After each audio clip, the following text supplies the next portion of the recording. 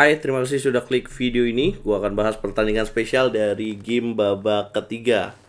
Berarti babak 32 besar dari ajang Piala Dunia Catur antara Arjun Erigaisi melawan Samsidin Fokidov. Teman-teman, ada 10 pecatur yang lolos ke babak ketiga dari Piala Dunia Catur.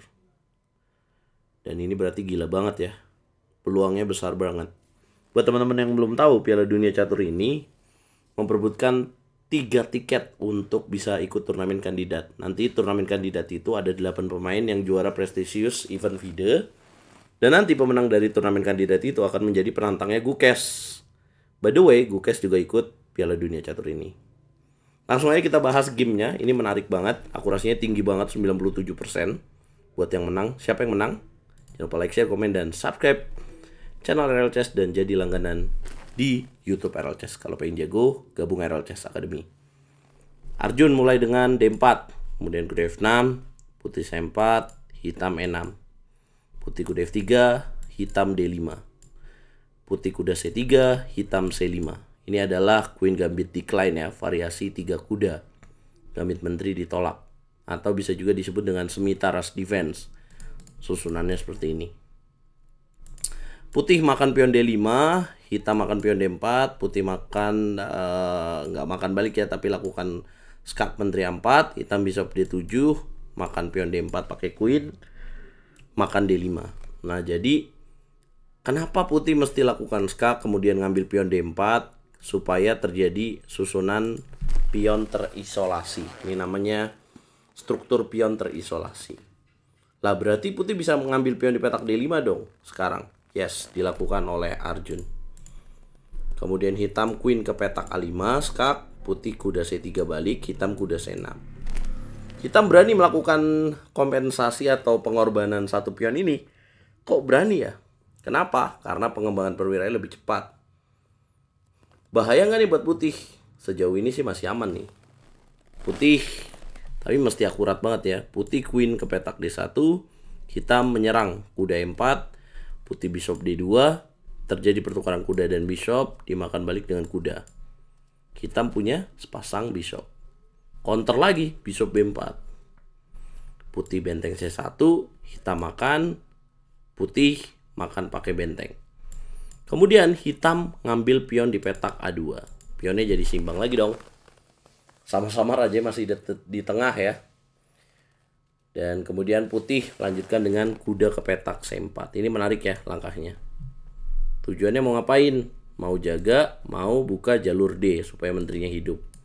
Bikin hitam nggak bisa rokade juga karena gajahnya free.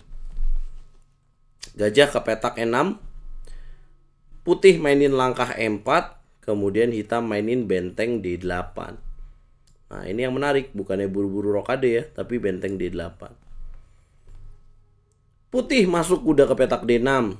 Raja geser ke petak F8. Putih queen D2, hitam queen A4.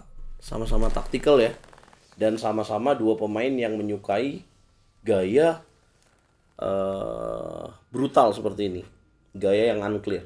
Tapi lihat waktunya deh. Sejauh 18 langkah, putih 1 jam 29 menit. Sementara hitam 47 menit. Artinya ya berarti si lawannya ini Samsidin mungkin nggak tahu nih cara bermain seperti ini. Berarti kalau Arjun, ini udah di luar kepalanya Arjun nih. Udah hafal lah. Putih mainin langkah F4. Kemudian hitam queen ke petak B4.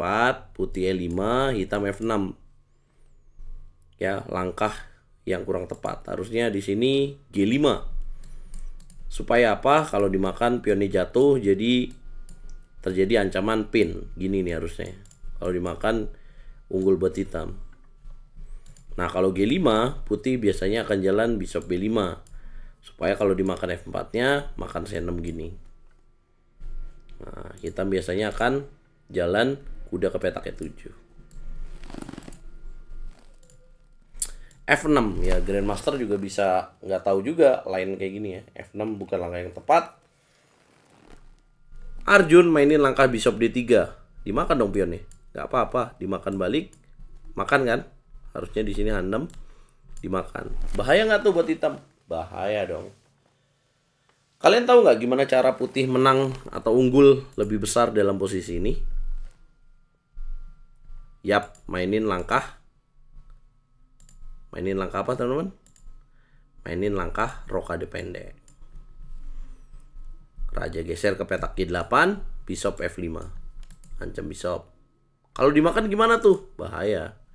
4 langkah mati, queen D5, raja geser, benteng F5. Kalah lah, raja E7, benteng F7. Ya, atau nggak usah benteng F7 ya. Kalau benteng F7 ada raja D6, makan sini aja udah. Menang. Bishop F5, kalau misalkan benteng D6 gimana itu? Benteng gajah makan gajah, kalau dimakan back rank. Susah kan? Kalau makan pakai queen juga sama. Ya udah gajah F7 dimainin. Berikutnya ada langkah brilian yang dimainkan Arjun Erigaisi. Lo pasti tahu dong langkahnya apa? Yes, benteng masuk ke petak C8. Sacrifice the queen. Kalau dimakan checkmate back rank. Menteri ke petak B6 skak, benteng menutup F2, benteng makan benteng, gajah makan benteng. Secara material hitam unggul 1 pion, tapi bentengnya tidur di pojok A5 coba dimainin, coba nyelamatin benteng. Putih kuda makan bishop, dimakan balik. Apa lanjutannya guys? Pin, piling up, queen D5, raja H7, makan F7. Menyerah hitam, 30 langkah tepat. Kalau dilanjutin benteng makan bishop di petak C8, queen F5. Kena cek, dapat benteng. Ini game terbaik menurut saya di round 3 ini. Besok Arjun tinggal remis doang nih untuk melaju ke babak 16 besar. Gimana menurut lo? Apakah Arjun akan jadi pemain yang masuk ke final? Coba komen. Dan dari game lain, Pragnanandar remis melawan Robert Hovanesian, kemudian Dorsenko Anisgiri remis, dan kemudian Kukes remis, kemudian masih bermain Pranav ya melawan Titas yang kemarin ngalahin Wesley So. Vincent Keimer sepertinya akan bermain remis atau bisa menang. Nodirbek dikalahkan oleh Jose Martinez. Ini kejutan. Ya, banyak lagi guys. Ya, siapa jagoan kalian di FIDE World Cup ini? Coba komen.